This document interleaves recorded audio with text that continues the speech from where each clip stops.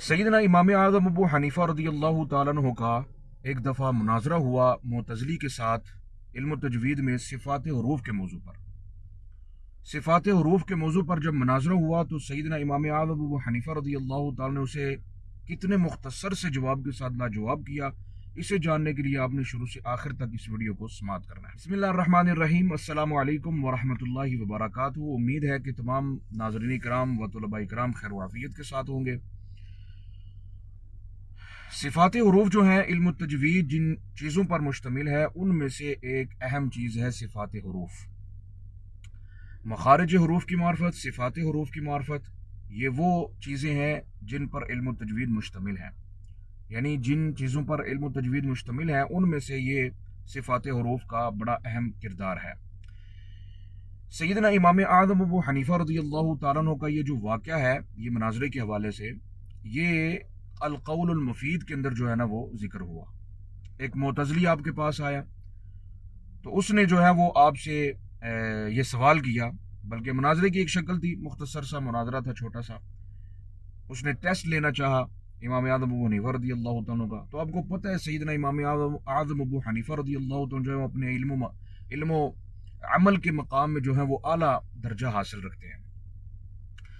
तो सैयदना इमाम आज़म अबू हनीफ़ा रज़ियल्लाहु ताला ने जो है वो कहा कि ठीक है, तो तेरे पास जिस तरह का भी सवाल है तो पूछ, इंशाअल्लाह अज़ीज़ अल्लाह के फजल से उसका जवाब तुझे मिलेगा। मुअतज़िली ने कहा कि तू कह बा, तो आपने कहा बा। फिर उसने कहा तू कह हा, तो आपने कहा हा। फिर उसने कहा कि इन दोनों के मखरज के दरमियान फ़र्क करके दिखा।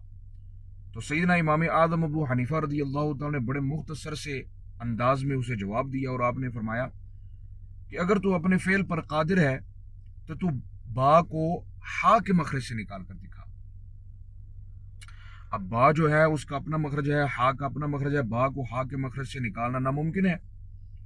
तो बस इसी मुख्तसर से जवाब पर वो क्या हुआ, लाजवाब हुआ और उसको क्या हुई, शिकस्त हो गई।